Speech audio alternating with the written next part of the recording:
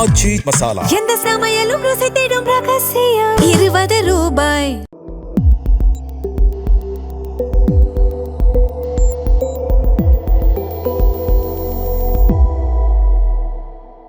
தமிழ் தடம் நேயர்களுக்கு வணக்கம். நம்மோடு உரையாட நெற்றிக்கண் மகிழன் அவர்கள் இணைந்திருக்காங்க. வாங்க பேசலாம். வணக்கம். வணக்கம். எப்படி இருக்கீங்க?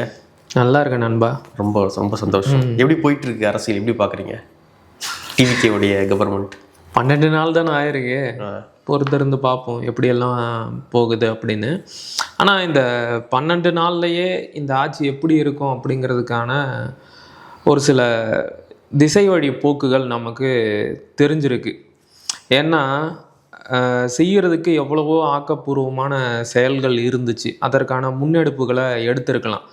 அதையெல்லாம் விட்டுட்டு கடந்த 12 நாட்களாக பல பொய்யான செய்திகளை தான் பரப்பிக்கிட்டு இருக்கிறாங்க. ஆட்சிக்கு வர்றதுக்கு முன்னாடி தான் இன்ஸ்டாகிராமில் இல்லாததையும் பொல்லாததையும் சொல்லி மக்களை மேனிப்புலேட் பண்ணி ஓட்டு வாங்கி ஜெயிச்சிங்க அப்படின்னா, ஆட்சிக்கு வந்த பிறகாச்சும் ஆக்கப்பூர்வமாக ஏதாச்சும் செஞ்சு அதில் பேர் வாங்கலாம்.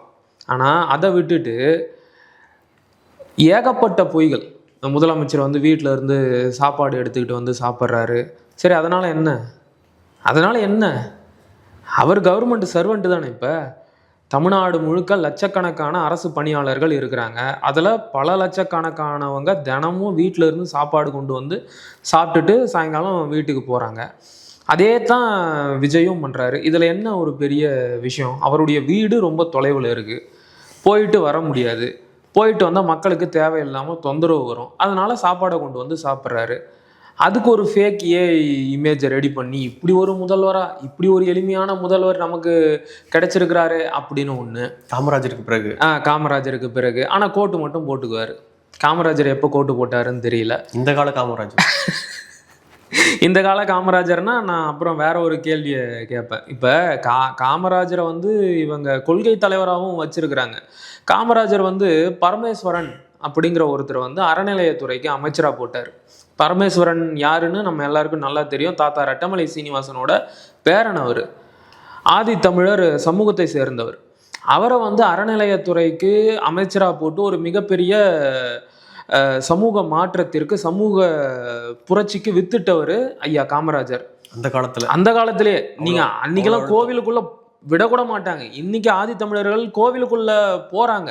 ஆனா இந்த காலத்துல தேடி பிடிச்சி பிராமணர் சமூகத்தை சேர்ந்த ரமேஷ் என்கின்ற நபரை அந்த துறைக்கு அமைச்சரா போடுறாங்க. இதுதான் நீங்க காமராஜரை கொள்கை தலைவரா ஏத்துக்கிட்ட லட்சணமா? பெரியார் கொள்கை தலைவர். இப்ப காமராஜர் பரமேஸ்வரனை அறநிலையத்துறை அமைச்சராக நியமித்ததுல ஒரு அரசியல் இருக்கு, ஒரு சமூக நீதி பார்வை இருக்கு. அம்மையார் ஜெயலலிதா தனபால் அவர்களை சபாநாயகரா மாத்தினதுலையும் அவரை உணவுத்துறைக்கு அமைச்சரா போட்டதுலையும் ஒரு அரசியல் இருக்கு. இந்த 2 அரசியலையும் நீங்க புரிஞ்சுக்கிட்டு இருந்தீங்கன்னு வைங்க, நீங்க எவ்வளவோ மாற்றங்களை செஞ்சிருக்க முடியும். 7 ஆதி தமிழர்களுக்கு அமைச்சராக வாய்ப்பு கொடுத்துருக்கோம் அப்படிங்கிறாங்க. வரவேற்கத்தக்கது, பாராட்டப்பட வேண்டிய செய்தி.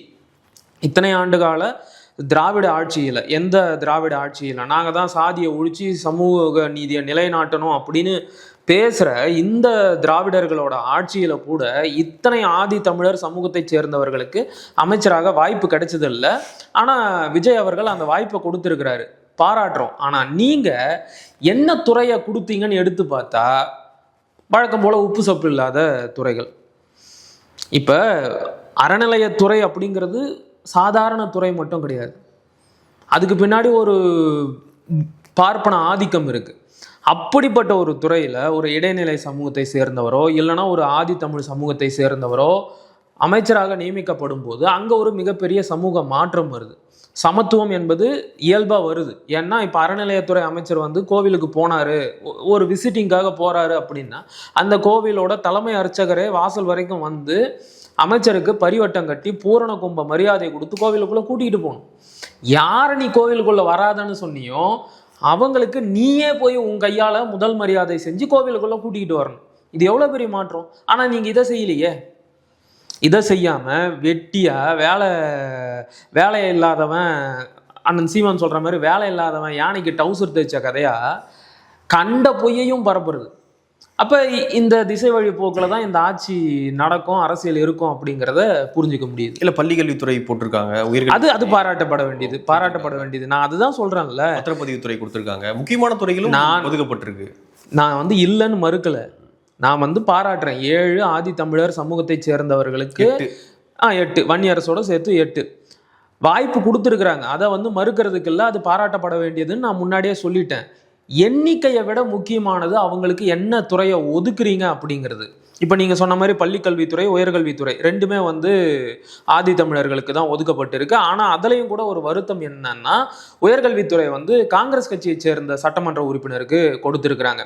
காங்கிரஸ் கட்சியை தமிழக அமைச்சரவைக்குள்ள அனுமதிச்சதே மிகப்பெரிய துரோகம். தப்புன்னு சொல்லலை, தமிழ் இனத்திற்கு விஜய் செய்த மாபெரும் துரோகம் அது. இப்போ ஆட்சியிலும் பங்கு, அதிகாரத்திலும் பங்கு அப்படிங்கிறத நம்ம பின்னாடி பேசலாம். ஏன் வந்து காங்கிரஸ் கட்சிக்கு கொடுத்தது தப்பு அப்படிங்கிறத பற்றி நான் பின்னாடி சொல்கிறேன். அப்போ பள்ளிக்கல்வித்துறை, உயர்கல்வித்துறை இது ரெண்டுத்தையும் ஒரு ஆதித்தமிழருக்கு கொடுத்துருக்கிறீங்க. இதே மாதிரி உணவுத்துறையையும் அறநிலையத்துறையையும் நீங்கள் கொடுங்கன்னு கேட்குறேன். எண்ணிக்கையை விட எந்த துறையை ஒதுக்குறீங்கன்றது ரொம்ப பெரிய விஷயம். அதுதான் இருக்கிறதுலே முக்கியமானது. கொடுத்துருக்குறாங்க, கொடுத்த வரைக்கும் மகிழ்ச்சி. இனி ஒரு முறை வந்து அமைச்சரவை வந்து சஃபுல் செய்கிறதுக்கு வாய்ப்பு இருந்துச்சுன்னா ஒரு ஆதி தமிழருக்கு அறநிலையத்துறையில் வாய்ப்பு கொடுக்கணும் அப்படின்னு இதன் மூலமாக நான் ஒரு கோரிக்கையை கூட முன் வச்சுக்கிறேன். ஓகே, அடுத்ததாக பார்த்தீங்கன்னா, இவ்வளோ நாள் வந்து திமுக கூட்டணியில் இருந்த கட்சிகள்லாம் நாங்கள் வந்து கொள்கைக்காக தான் இங்கே இருக்கிறோம், பதவிக்கு ஆசைப்பட்டு மற்ற விஷயங்களுக்கு ஆசைப்பட்டுலாம் ஒன்றும் கிடையாது, பதவிலாம் என்னுடைய முடிக்கு சமம் அப்படின்லாம் ஓப்பனாக திருமாவளவன் அவர்கள் பேசியிருந்தார். பதவியே இல்லைனாலும் தோத்தாலும் ஜெயிச்சாலும் நாங்கள் வந்து ஒரு ஒரு ஒரு ஒரு தொலைநோக்கு பார்வையோடு நாங்கள் திமுக கூட்டணியில் பயணிச்சுட்டு இருக்கோம் அப்படின்னு சொன்னாங்க. எலெக்ஷன் முடிஞ்சு திமுக தோத்த உடனே எல்லாரும் இந்த பக்கம் வந்து இப்பொழுது கொள்கை இருக்கா இல்லையா அப்படின்றதுலாம் நமக்கு இன்னும் தெரியல.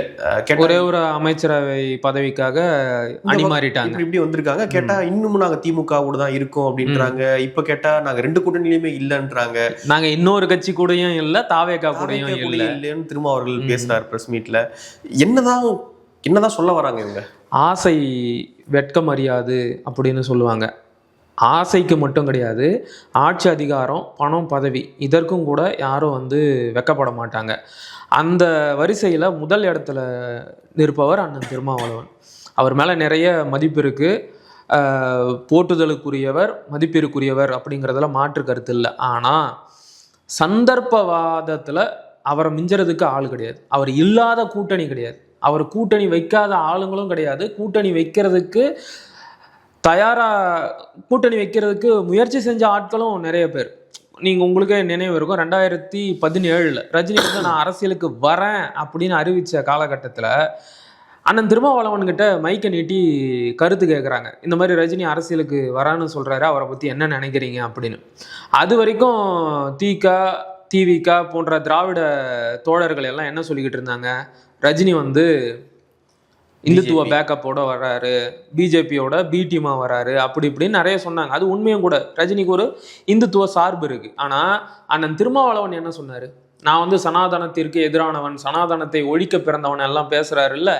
அவர் என்ன பதில் சொன்னாருன்னா, ரஜினிக்கு நல்ல கரிஷ்மா இருக்கு, அவர் வந்து ஒரு மாற்றம் வரும் சொன்னாரா இல்லையா? அப்போ உண்மையாகவே ரஜினி அரசியலுக்கு வந்திருந்தாருன்னு வைங்க, அவரு கூடயும் கூட்டணி வைக்கிறதுக்கு தயங்கி இருக்க மாட்டார். இப்போ நீங்கள் சொன்ன மாதிரி பதவி அப்படிங்கிறதெல்லாம் என்னுடைய தலை முடிக்கு சமானம், அதையெல்லாம் நான் வந்து பொருட்டாவே மதிக்கலை அப்படின்னு எல்லாம் பேசினவர் இன்னைக்கு ஒரே ஒரு அமைச்சரவை பதவி கொடுத்த உடனே அப்படியே அணி மாறிட்டார். தேர்தலுக்கு முன்னாடி வரைக்கும் தம்பி சீமானும் தம்பி விஜயும் RSS பெற்றெடுத்த பிள்ளைகள் சொன்னது யாரு, அண்ணன் திருமாவளவன் அவர்களும் அமைச்சராக இருக்கக்கூடிய வன்னியரசும் சொன்னார். இப்போ அமைச்சராகி இருக்கிற வன்னியரசும் சொன்னார் தான். அப்போ நீங்க சொன்ன மாதிரி தாவேகா வந்து RSS பெற்றெடுத்த பிள்ளை அப்படின்னா எப்படி நீங்க அவங்க கூட போய் அமைச்சரவையில் பங்கெடுத்துக்கிறீங்க? ஜெயிச்ச உடனே அது பெற்றெடுத்த பிள்ளையா இல்லாம போயிருச்சா?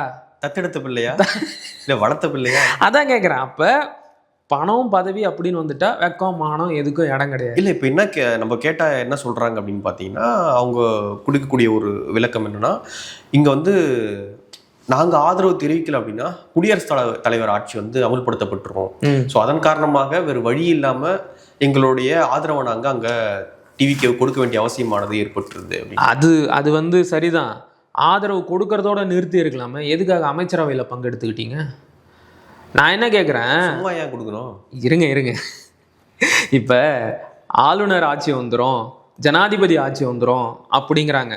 ஆளுநர் ஆட்சி ஜனாதிபதி ஆட்சி அப்படிங்கிறது இன்டைரக்டா பாஜக வந்து தமிழ்நாட்டை ஆள்றதுக்கு சமம், கரெக்டா? இது ஒரு பக்கம். இப்போ அண்ணன் திருமாவளவன் விஜயை என்ன சொன்னார்? RSS பெற்றெடுத்த பிள்ளை அப்படிங்கிறார். அவரும், அதாவது விஜயும் பாஜகவோட கைக்கூலி பி டீம் அப்படிங்கிறார். அப்போ இதுவும் ஒரு வகையில் பாஜக ஆட்சி செய்யறதுக்கு சமம் தானே? இப்போ அறநிலையத்துறைக்கு எந்த சமூகத்தை சேர்ந்தவரை அமைச்சராக போட்டு இருக்கிறாங்க? பிராமண சமூகத்தை சேர்ந்தவரை தான் போட்டு இருக்கிறாங்க. வழக்கம் போல் வன்னியரசுக்கு ஒன்றும் பெரிய போர்ட்ஃபோலியோ வந்து ஒதுக்கலையே. அதே வந்து ஆதி திராவிடர் நலத்துறையை சமூக நீதித்துறைன்னு பேரை மாற்றி ஒதுக்கி இருக்கிறாங்க. இப்போ உடனே வந்து இது சமூக நீதி கட்சி ஆயிடுச்சா? இப்போ மட்டும் அவங்க RSS பெற்றெடுத்த பிள்ளையா இல்லையா? இதுக்கு முன்னாடி வச்ச குற்றச்சாட்டு எல்லாம் வந்து ஒன்றும் இல்லாமல் போயிருச்சா? சந்தர்ப்பவாதம், பணம் பதவி அப்படின்னா எங்கே வேணும்னாலும் தாவறதுக்கு அண்ணன் திருமாவளவன் தயாராக இருப்பார். இப்போ வந்து தமிழ் தாய் வாழ்த்து விஷயத்தில் கூட நீங்கள் அதை பார்க்கலாம். ஃபர்ஸ்ட் டைம் வந்து CM பொறுப்பேற்கிறார் விஜய் அவர்கள். அப்பொழுது தமிழ் தாய் வாழ்த்து 3வது இடத்துக்கு தள்ளப்படுது. அப்போ நடந்தது வந்து நேரு ஸ்டேடியத்தில். Right, okay. அங்கே வந்து எதிர்ப்பு தெரிவித்தாங்க, இதெல்லாம் பண்ணக்கூடாதுன்னாங்க. Okay, right. அடுத்தது பார்த்தீங்கன்னா அது ஆளுநர் மாளிகையில் வன்னியரசு அவர்கள் அமைச்சராக பதவியேற்கும் பொழுதும் அதே ஆர்டர் தான். 3வது இடத்துல தான் தமிழ் தாய் வாழ்த்து வைக்கப்படுது. அப்பொழுது பெரிய எதிர்ப்புகள் எதுவுமே வரல. சரி, என்ன கேட்டால் சொல்கிறாங்க அப்படின்னா அது வந்து ஆளுநர் மாளிகைங்க, அங்கே வந்து ஆளுநருக்கு தான் அதிகாரம் இருக்கும் அப்படின்றது சொல்கிறாங்க. ஆளுநருக்கு அதிகாரம் இருக்குது, அதிகாரம் இல்லைன்றதே கணக்கு கிடையாது. நீங்கள் எதிர்ப்பு தெரிவிக்கிறீங்களா தெரிவிக்கலையா அப்படின்றத நாங்கள் கேட்டோம், நாங்கள் போய் சொன்னோம், ஆனால் அவங்க கேட்கல. ஆளுநர் வந்து இப்படி பண்ணிட்டாரு, அமைச்சராக நான் பொறுப்பேற்றுக்க முடியாது. கிழக்கு எங்களுக்கு எங்கள் தாய்மொழி தான் முக்கியம், விலகி இருக்கலாம்ல, ஏன் வரல? அளவுக்குலாம் யாரும் இங்கே இல்லை, அந்த அளவுக்குலாம் இல்லை. நான் கூட ஒரு பதிவு போட்டுறது என்ன அப்படின்னா, இப்போ வந்து விசிகாவுடைய அலுவலகத்தில் வன்னியரசு அவர்கள் பதவி பிரமாணம் எடுத்துக்கொள்கிறாரு. அந்த இடத்துல வந்து தமிழ் தாய் வாழ்த்து 3வது இடத்துக்கு தள்ளப்படுதுன்னா கூட திருமாவளவன் அவர்கள் இப்போ கண்டுக்க மாட்டார். எதுவும் விசிகாவோட அலுவலகத்தில் நடந்தா கூட உண்மை திருமாவளவன் அவர்கள் இப்போ கண்டுக்க மாட்டாங்க. இப்பொழுது சூழல் மாறி போச்சு, இப்போ கண்டுக்க மாட்டாங்க அதை அப்படி. ஸோ எந்த அளவுக்கு தங்களுடைய நடவடிக்கைகளிலே முரண்படுறாங்க. அதுவும் பெரிய வெகு நாள் கிடையாது, ஒரு தசாப்தம் கிடையாது, ஒரு டிக்கெட் கடந்து ஒரு வாரம், சும்மா ஒரு வாரம், 2 நாள் 3 நாள், இந்த காலகட்டத்தில் இவ்வளோ முரண்பாடுகள் இருக்கும்பொழுது அப்புறம் விளக்கங்கள் கொடுக்கும்பொழுதும் வந்து அங்கே இருக்கீங்களா, ஆமாம் அங்கே இருக்கேன், இங்கே இருக்கீங்களா, இங்கே இருக்கேன். இந்த விஜய் படத்தில் ஒரு ஆடியோ லான்ச்சில் வரும்ல, டான்ஸ் இருக்கா, டான்ஸ் வேணுமா, டான்ஸ் இருக்குது, பாட்டு வேணுமா, பாட்டு இருக்குது. ஸோ அந்த மாதிரி வந்து அங்கே இருக்கீங்களா, அங்கேயே இருக்கேன், இங்கே இருக்கீங்களா, இங்கேயும் இருக்கேன். அதுவும் திமுக கட்சி பேரை கூட அவர் சொல்லலை.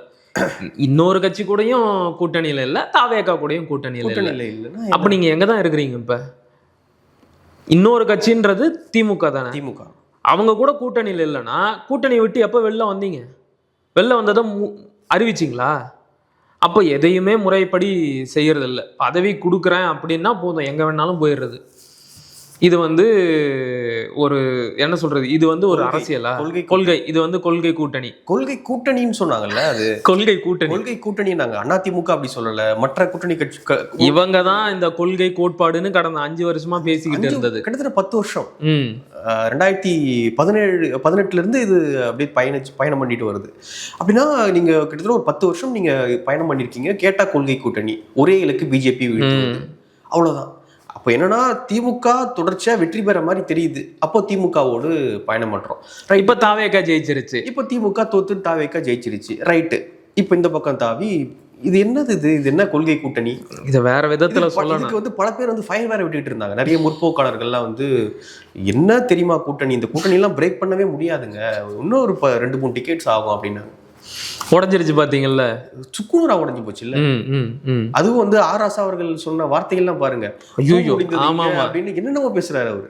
அது தப்பு இல்லைன்னு வேற பேசுறாரு. என்ன ஒரு விளக்கம் அப்படின்னு கேட்கும்போது நீங்க தமிழ் தானே படிச்சீங்க, நீங்க தெரிஞ்சுக்குங்க அப்படின்றாரு. அப்போ அது கூட பாருங்க எந்த அளவுக்கு திமுகவும் விசிகாவும் வந்து இந்த அளவுக்கு தான் வந்து திமுக தன்னுடைய கூட்டணி கட்சிகளை இது நாள் வரைக்கும் மதிச்சிருக்கு. அதுவும் பாருங்க ஆராசா வச்சுதான் திருமாவளவன் அவர்களுக்கு பதிவு போற வைக்கிறாங்க, ஆபாச பதிவை. இந்த அரசியலை தானே அவங்க ரொம்ப நாளா செஞ்சுக்கிட்டு இருந்தாங்க. ஏன் இதை பண்றீங்க நீங்க? இப்ப கடந்த 5 ஆண்டுகளை கூட நீங்க எடுத்து பாருங்க. ஐயா ராமதாஸோ அன்புமணியோ ஏதாச்சும் ஒரு விமர்சனத்தை முன் வச்சாங்க அப்படின்னா முதலமைச்சர் பதில் சொல்ல மாட்டார், ஐயா துரைமுருகன் தான் பதில் சொல்லுவார். ஏன்னா அதே சமூகத்தை சேர்ந்த ஆட்களை விட்டு தான் இவங்க வந்து பதில் சொல்ல வைப்பாங்க, நீங்க 2 பேரும் அடிச்சுக்கோங்க அப்படின்னு. இப்பவும் அதே தான் நடக்குது. ஸோ வழக்கமாக திமுக கையாளுற அதே பிரித்தாளும் சூழ்ச்சி தான். இப்போ அந்த பிரித்தாளும் சூழ்ச்சி அடுத்த கட்டத்துக்கும் நகர்ந்திருக்கிறதா பார்க்க முடியுது.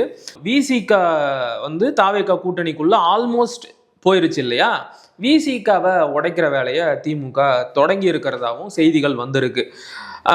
விசிகாவை சேர்ந்த சில முக்கியமான நபர்கள் வந்து திமுக பக்கம் போக போகிறாங்க, திமுக கட்சியிலேயே போய் சேர போகிறாங்க. பேரை சொல்லலான்னு நினைக்கிறேன், தப்பு இல்லை. ஆலூர் ஷானவாஸ் அவர் வந்து விசிகாவோட ஒரு முக்கிய கருத்தியல் முகமாக அறியப்பட்டவர். அவர் இந்த தேர்தலில் விசிக மீதும் விசிக தலைமை மீதும் அண்ணன் திருமாவளவன் மீதும் கடந்த கடுமையான அதிருப்தியில் இருந்திருக்கிறாரு. ஸோ இந்த அணி தாவலுக்கு பிறகு அவர் வந்து திமுக பக்கமும் போக போகிறதா தகவல்கள் வந்திருக்கு, பார்க்கலாம்.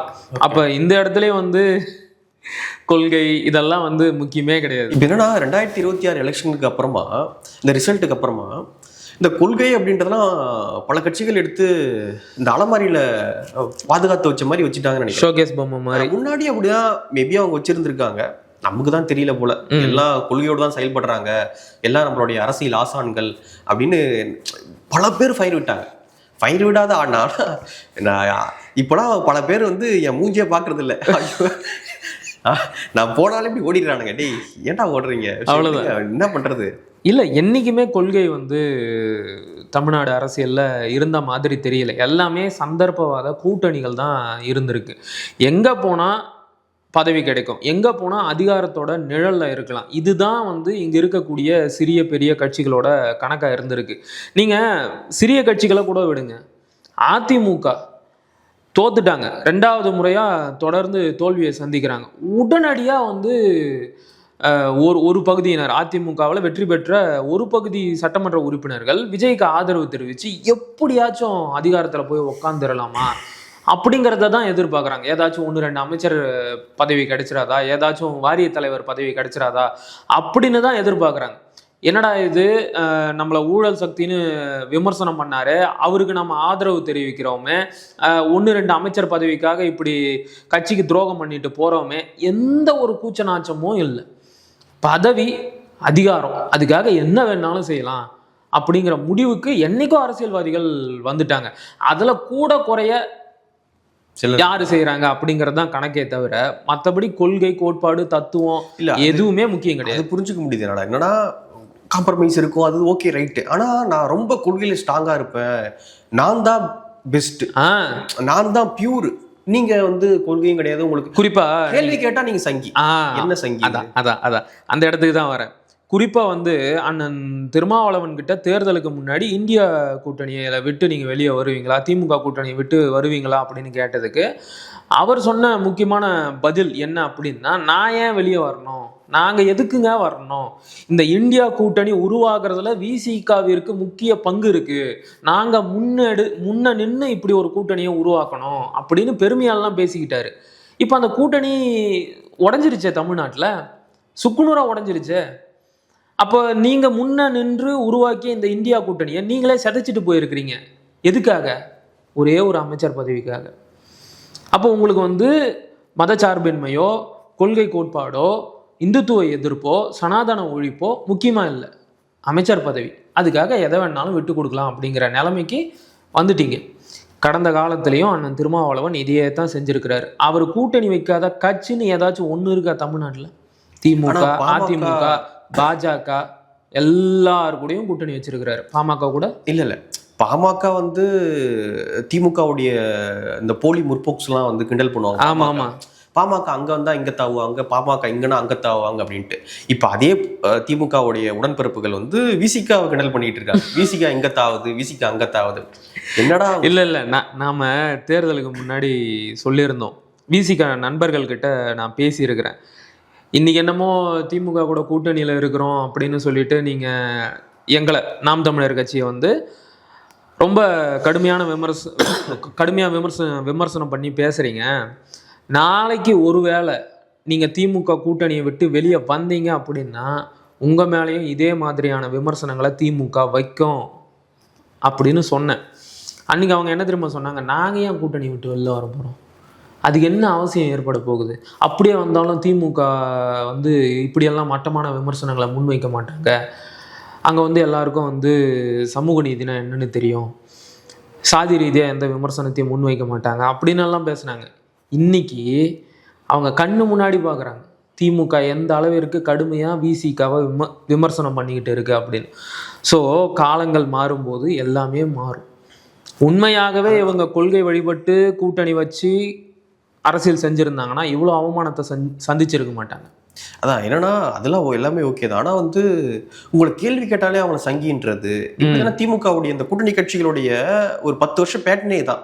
ஆமாம், அவங்கள கேள்வி கேட்டாங்க அப்படின்னா அவங்க சங்கி இல்லைன்னா பாஜகவோட பி டீம், RSS கைகூலி, பார்ப்பன அடிவரடி, ஒரு 10 வார்த்தையை வச்சுக்குவாங்க. அவனை இவன் பெத்து போட்டான், இவன் அவனை பெத்து போட்டான், இப்படியான ஒரு விமர்சனத்தை வச்சுக்கிட்டு நாங்க பியூர் அப்படின்னு ஒரு 10 வருஷத்தை வந்து இந்த திமுகவும் அந்த கூட்டணி கட்சிகளும் ஓட்டிக்கிட்டு இருந்தாங்க. இன்னைக்கு பாத்தீங்கன்னா இன்னைக்கு மக்கள் பார்த்து சிரிச்சுக்கிட்டு இருக்காங்க அந்த கூட்டணியை பார்த்து, கண்டிப்பா கட்சிகளை பார்த்து. கண்டிப்பா இன்னைக்கு வந்து சீமான் வந்து ஒரு மேடையில் ஏறி பார்ப்பன கடப்பாரியை வச்சு திராவிட கோட்டையை இடிப்பேன் அப்படின்னு பேசிட்டு உடனே வந்து விசிகாவுடைய நிர்வாகிகள்லாம் பொங்கிட்டாங்க.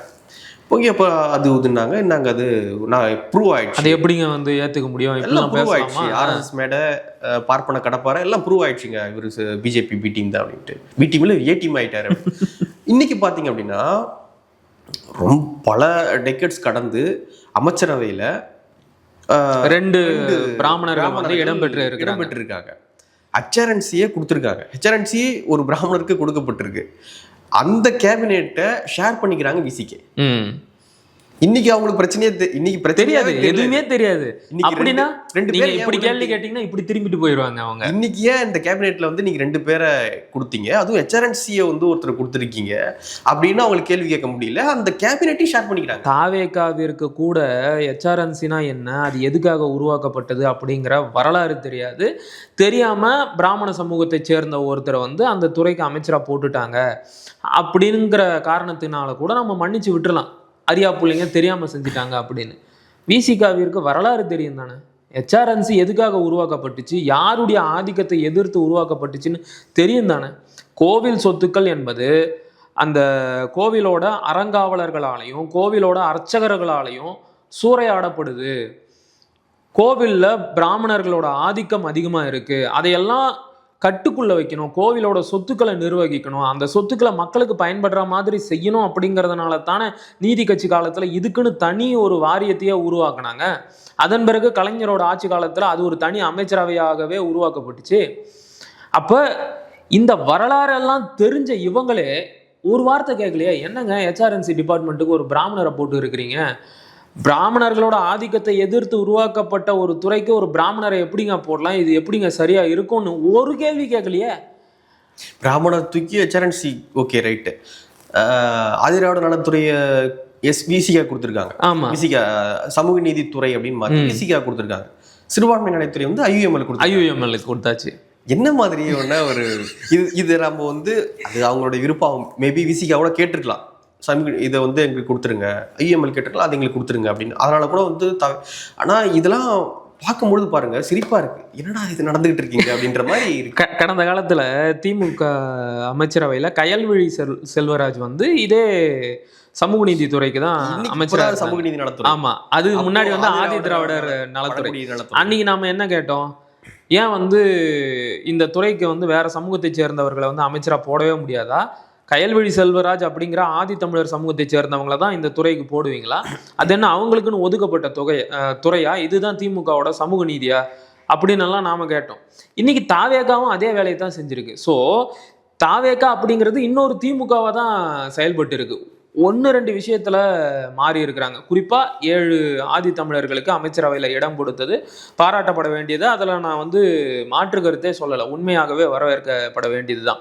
ஆனால் இந்த துறை ஒதுக்கப்பட்டது அப்படிங்கிறது ஏற்றுக்கொள்ள முடியாத ஒன்று. அது என்ன அவங்க தான் பார்க்கணுமா, வேற ஆளுங்களே போட மாட்டீங்களா, ரமேஷை தூக்கி இங்கே போடுங்க, வன்னியரசை தூக்கி அந்த பக்கம் போடுங்க. வேணான்னு சொல்றாங்களா, இல்ல அவர் சரியா நிர்வகிக்க மாட்டாருன்னு நீங்க சொல்றீங்களா? இன்னொரு விஷயம் நாம பேசாம கடந்து வந்துட்டோம். காங்கிரஸ் கட்சிக்கு தமிழ்நாடு அமைச்சரவையில் 59 ஆண்டுகளுக்கு பிறகு இடம் கிடைச்சிருக்கு. நீங்க முதல்ல இதை எப்படி பாக்குறீங்க? காங்கிரஸ்ல கொடுத்தது வேற வழி இல்லை. அவங்க வந்து அவங்களுடைய விஜய்க்கு நேஷனல் இன்ட்ரெஸ்ட் இருக்கு. ஸோ அதனால வந்து காங்கிரஸ் உள்ள இருக்கணும் அப்படின்றத அவர் விரும்புறாரு. அப்போதான் அந்த மதச்சார்பற்ற முற்போக்கு கூட்டணி அப்படின்ற அந்த பேரும் அவருக்கு தேவைப்படுது. ஸோ அதனால தான் அவர் உள்ள வச்சிருக்காரு. அதான் காங்கிரஸை கூட வச்சுக்கிட்டு அவரு முள்ளிவாய்க்காலுக்கும் பதிவு போடுறாரு. அது என்ன இல்லையா, இனப்படுகொலை அப்படிங்கிற சொல்லே அதுல இல்ல. அது சும்மா கடமைக்கு போட்ட ஒரு பதிவு கூட. எப்படி போட முடியும் உங்களால? நீங்க வந்து ஏன் சரி இப்ப நான் அவர் போடுறாரு, சாயங்காலம் எல்லாரும் தூங்கிட்டாங்களான்னு பார்த்துட்டு ஒரு 6 மணிக்கு மேல டிவிகே விஜய் அப்படின்ற கட்சி தலைவராக அந்த பதிவு வந்து போடுறாரு. நீங்க சிஎம்ஓ அந்த ஐடியில நீங்க போட்டுக்கலான்ற. நான் ஏன் நீங்க அதை போடல? ஏன்னா நீங்க இயக்கத்தை ஆதரிக்க சொல்ல, அந்த பிரச்சனையை அதெல்லாம் உங்களை அங்க ஒரு பிரச்சனை. அப்பாவி மக்கள், முள்ளிவாய்க்கால்ன்றது ஒரு வந்து சேஃப் ஜோன்னு சொல்றாங்க. அங்க மக்கள் வராங்க, அங்க தாக்குதல் நடத்தி கொள்றாங்க. 1.5 லட்சம் பேர் இறந்து போறாங்க. ஸோ அப்பாவிகள் மீது நடத்தப்பட்ட தாக்குதல் அது. அப்பாவிகள், அவனுக்கு சண்டையும் தெரியாது, போரும் தெரியாது, எதுவும் தெரியாது, அவன் வந்து செத்து போறான். இதை நீங்க வந்து அட்ரஸ் பண்றீங்க. அட்ரஸ் பண்ணும்பொழுது ஒரு மனிதாபிமான அடிப்படையில தான் அதை அட்ரஸ் பண்றீங்க. நீங்க இயக்கத்தெல்லாம் ஒன்றும் ஆதரிக்கல. அப்படி இருக்கும்பொழுது நீங்க சிஎம்ஓ உங்களுடைய தமிழ்நாட்டு சிஎம் ஐடியிலேருந்து நீங்க போடலாம். கண்டிப்பா இதே பதிவு கூட நீங்க அந்த ஐடியில இருந்தே போட்டு போடலாம்ல. அது கூட உங்களுக்கு மனசு வரல. அது கூட வந்து நீங்க ஒரு ஸ்டெப் எடுக்க மாட்டீங்க. கட்சி தலைவரா போட்டோமா, ரைட், அதில் போட்டோமா, அதுவும் 6 மணிக்கு மேலே எல்லாம் தூங்கிட்டானா பாரு, சரி அதுக்கப்புறம் போட்டு விடுவோம் அப்படின்னு 6 மணிக்கு மேலே போட்டு விட்டேன். நீங்க சிஎம்ஓ தமிழ்நாடு அந்த ஐடியிலே போட்டுக்கலாம்ல. இது ஒன்றும் இயக்கத்தை ஆதரிக்க போறது கிடையாது. அந்த போராட்டத்தை நீங்க ஆதரிக்க இது ஒரு மனிதாபிமான அடிப்படையில் ஒரு பதிவு போடுறீங்க. அதை நீங்க சிஎம்ஓ தமிழ்நாட்டிலே போட்டுக்கலாம்ல. அது கூட ஒரு ஸ்டெப் எடுக்க மாட்டாரு. காங்கிரஸ் தான் கூட இருக்கு. ஆனா அங்கிருந்து வந்த ஒரு ஆள் இங்க உட்காந்துக்கிட்டு ஒரு எம்பி டிவிக்கே வந்து ஈழத்தமிழர்களுக்கு அப்படியே அறுத்துட்டாங்க அப்படின்னு அவர் பேசிக்கிட்டு இருக்காரு. ஒரே ஒரு முறை பேசியிருப்பாரா? நாகப்பட்டினம் பரப்புரை கூட்டத்தில் மட்டும் தான் பேசினாரு, அவ்வளவுதான். இன்னைக்கு பாருங்க, இன்னைக்கு முதலமைச்சர் விஜய் அவர்கள் ஆனா பதிவு கூட வந்து ஒரு ஸ்டெப் அப்படி காலை வச்சு எடுத்து இவரை வச்சுதான் வந்து தனி ஈழம் அடைய போறாங்க. ஈழம் அமைச்சிடலாம், ஜாஃபனாவை கொடுத்துடலாம், தமிழ்நாட்டை கொடுத்துடலாம், நெடுந்தீவு, கச்சத்தீவன் எல்லாத்தையும் விஜய் ஆள வச்சிடலாம் அப்படின்னு அங்க இருந்து ஒருத்தர். ஐயா, நீங்க அதுக்கப்புறம் அவர் பேசுனதை கேட்கவே இல்லையா? இங்க வந்துட்டு இலங்கைக்கு போய் நாடாளுமன்றத்துல மறுபடியும் பேசும்போது நான் முன்னாடி சொன்னேன் யாழ்ப்பாணத்தை மட்டும் கொடுங்க தமிழ்நாட்டுக்கு அப்படின்னு. இப்போ சொல்றேன் ஒட்டுமொத்த இலங்கையையும் நீங்க கொடுத்துருங்க, அவர் பார்த்துக்குவாரு அப்படின்னு. ஸோ இப்படி ஒரு அறிவாளியத்தான் இவங்க வந்து கூட்டிட்டு வந்து பேச வச்சாங்க. அவ்வளவுதான். புரியல இந்த கான்ட்ராடிக்ட் பாருங்க. காங்கிரஸையும் கூட வச்சுப்போம், இனப்படுகொலைக்கும் வருத்தம் தெரிவிப்போம். இது என்னது? ஆல்ரெடி கூட்டணி வைக்கும் போதே இந்த விமர்சனத்தை நாம முன் வச்சோம். இப்ப அமைச்சரவையிலையும் இடம் கொடுத்து மாபெரும் ஒரு இன துரோகத்தை செஞ்சிருக்கிறாரு. இப்ப நாம இதை சொல்லும் போது சில தாவேக நண்பர்கள் என்ன சொல்றாங்க அப்படின்னா, இன்னும் எத்தனை காலத்துக்கு நீங்க அதையே பேசுவீங்க? வேற ஒரு நாட்டில் நடந்த சம்பவத்துக்கு நாம என்ன பண்ண முடியும்? அது நடந்து 17 வருஷம் ஆகிப்போச்சு, இன்னமும் நீங்க அதையே பேசிக்கிட்டு இருப்பீங்களா? அதை சொல்லியே வந்து விமர்சனம் பண்ணுவீங்களா அப்படின்னு கேட்குறாங்க. சரி, நான் வந்து அதை ஒதுக்கி வச்சிடுறேன். இந்த காங்கிரஸ் கட்சி தமிழ்நாட்டுக்கு மட்டும் என்னெல்லாம் துரோகம் பண்ணியிருக்கு? 3 முறை இந்தியை திணிச்சு தமிழ் மொழியை அழிக்க பார்த்துச்சு. அந்த இந்தி திணிப்பை எதிர்த்து போராடிய தமிழர்களை இராணுவத்தை வரவழைத்து சுட்டு கொன்றுச்சு இந்த காங்கிரஸ் கட்சி. 1956 மொழிவாரி மாநில பிரிவினையின் போது நமக்கு தமிழ்நாட்டுக்கு சொந்தமான 75,000 சதுர கிலோமீட்டர் பரப்பளவு உள்ள பகுதிகளை, தமிழர்களுக்கு சொந்தமான நிலப்பரப்பை அண்டை மாநிலங்களான ஆந்திராவுக்கும் கேரளாவுக்கும் கர்நாடகாவுக்கும் தாரை வார்த்தது இதே காங்கிரஸ் கட்சி. இன்னைக்கு வரைக்கும் தமிழ்நாட்டோட உயிராதார பிரச்சனைகளாக இருக்கக்கூடிய நதிநீர் சிக்கல்கள், காவேரி, பாலாறு, முல்லை பெரியாறு, இந்த நதிநீர் உரிமை போராட்டங்களில் எல்லாம் தமிழர்களோட முதுகில் குத்திய கட்சி காங்கிரஸ் கட்சி. இல்லைன்னு மறுப்பாங்களா? நேற்றைக்கு கூட கர்நாடகாவோட காங்கிரஸ் துணை முதலமைச்சரான டி.கே. சிவகுமார் சொல்றாரு, நாங்க வந்து மேகதாட்டுல அணை கட்டுவோம், தமிழர்களுக்கு அதை எதிர்த்து கேட்க எந்த உரிமையும் இல்லை அப்படிங்கிறாரு. எப்படி எங்களுக்கு உரிமை இல்லாம போகும்? ஒரு நதி நீர் எந்த இடத்துல போய் கடல்ல கலக்குதோ, அதாவது ஒரு நதியோட கடைமடை பகுதி எந்த இடத்துல இருக்கோ அந்த மக்களுக்கு தான் அந்த நதி நீர் முழுமையா சொந்தம் அப்படின்னு சர்வதேச நதிநீர் சட்டங்கள் சொல்லுது. ஆனால் அது எதையுமே வந்து கர்நாடக அரசு மதிச்சதே கிடையாது. இப்போ கர்நாடகாவில் இருக்கிற காங்கிரஸ் அரசு, அந்த அரசோட துணை முதலமைச்சர் இப்படி ஒரு ஸ்டேட்மெண்ட்டை விட்டு இருக்கிறாரு. இது வரைக்கும் ஆளுங்கட்சியான தாவேகா கிட்ட இருந்தோ முதலமைச்சர்கிட்ட இருந்தோ எந்த ஒரு பதிலும் வரல. அதுவும் கர்நாடகா, அது காங்கிரஸ் வந்து ஒரு தேசிய கட்சி. ஆமா, அவன் ஒரு மாநில கட்சி மாதிரி பேசுறான். ஆனா இது ஒரு மாநில கட்சி. ஆனா இவங்களுக்கு வாயே திறக்கிறது இல்லை, மாநில உரிமைகளுக்காக குரலையே கொடுக்கல. அடுத்ததா கச்சத்தீவை தூக்கி இலங்கைக்கு தாரை வார்த்தது யாரு? இந்திரா காந்தி, காங்கிரஸ் கட்சி. இன்னைக்கு வரைக்கும் அந்த கச்சத்தீவு தாரை வார்ப்புனால நூற்றுக்கணக்கான மீனவர்கள் இறந்து போயிருக்காங்க. இப்படி பட்டியல் போட்டு சொன்னா தமிழ்நாட்டுக்கும் தமிழர்களுக்கும் காங்கிரஸ் கட்சி அவ்வளவு துரோகங்களை செஞ்சிருக்கு. இன்னைக்கு நீட்டை பத்தி பேசுறாங்கல்ல, நீட்டை வந்து பொதுப்பட்டியலுக்கு கொண்டு போனது எமர்ஜென்சி. கல்வியை மாநில பட்டியல்ல இருந்து பொதுப்பட்டியலுக்கு கொண்டு போனது இந்திரா காந்தி எமர்ஜென்சி பீரியட்ல. கல்வி மட்டும் மாநில பட்டியல்ல இருந்துன்னா ஒரு நொடி வேலை. நீட்டு வேலை இல்லையே, நீட்டுக்கே கிடையாது. ஒரே கையெழுத்துல நீட் இந்த மாநிலத்துல செல்லாதுன்னு சொல்லிட்டு போயிட்டே இருக்கு. காங்கிரஸ் அமைச்சர் சொல்றாங்க, ஆமா நீட்ல எங்களுக்கு அதே நிலைப்பாடு தான். என்ன நிலைப்பாடு? அனுமதிக்க மாட்டோம். அப்படிப்பட்ட கட்சியை சேர்ந்த ஒருத்தரை தான் உயர்கல்வித்துறைக்கு அமைச்சரா போட்டு இருக்கிறாங்க. இன்னும் கொஞ்ச நாள்ல வந்து மறுபடியும் ஒரு நீட் தேர்வு நடக்க போகுது. ஏன்னா ஏற்கனவே நடந்த நீட் தேர்வை ரத்து பண்ணிட்டாங்க, வினாத்தாள் வந்து லீக் ஆயிருச்சு அப்படிங்கிற குற்றச்சாட்டுனால. இப்ப மறுபடியும் ஒரு நீட் தேர்வு நடக்க போகுது. அது நடக்கணுமா வேணாமா? நடக்கக்கூடாதுன்னு நாங்க சொல்றோம். அதுதான் வந்து தாவேகாவோட நிலைப்பாடும் கூட. ஏன்னா விஜய் வந்து அதை முன்கூட்டியே பல மேடைகள்ல பேசியிருக்கிறாரு. இப்ப காங்கிரஸ் கட்சியை சேர்ந்த உயர்கல்வித்துறை அமைச்சரோட நிலைப்பாடு என்ன? நடத்துவாங்க. ஏற்கனவே அதை பேசியிருக்கிறவங்க இவங்க. சிதம்பரம், ஐயா சிதம்பரத்தோட மனைவி நளினி சிதம்பரம் தானே உச்சநீதிமன்றம் வரைக்கும் போய் வாதாடி இனி நீட்டை நீக்க முடியாது, நீட்டு கட்டாயம் இருக்குன்னு பேசுனது. அதே கட்சி கூட தானே இவர் கூட்டணி வச்சிருக்கிறாரு. 59 ஆண்டுகளுக்கு பிறகு தமிழ்நாட்டோட அமைச்சரவைக்குள்ள காங்கிரஸ் கட்சி நுழைந்தது என்பது தமிழ்நாட்டோட மாநில சுயாட்சி கோரிக்கைக்கு மிகப்பெரிய ஒரு என்ன சொல்றது எதிர்நிலைப்பாட்டை தாவேகா எடுத்திருக்கு. 2 நாளைக்கு முன்னாடி ஒரு டிபேட்ல கலந்துக்கிட்டு நான் இதே குற்றச்சாட்டுகளை முன்வைக்கிறேன். காங்கிரஸ் கட்சி சார்பாக ஐயா திருச்சி வேலுச்சாமி பேசுறாரு, மாநில சுயாட்சி அப்படிங்கிறதெல்லாம் வெறும் மாயை, நீங்க அதையெல்லாம் பேசக்கூடாது, கேட்டா தெளிவா கேளுங்க, தனி நாடுன்னு கேளுங்க, அது என்ன மாநில சுயாட்சின்னு உருட்டுறீங்க, நாங்க கேட்ட நாட்டையே நீங்க கொடுக்கல, அந்த கனவையே அழிச்சு ஒழிச்சிங்க, இப்போ நாங்க வந்து இங்க தமிழ்நாடு தனி நாடா கேட்டா நீங்க கொடுத்துட போறீங்களா?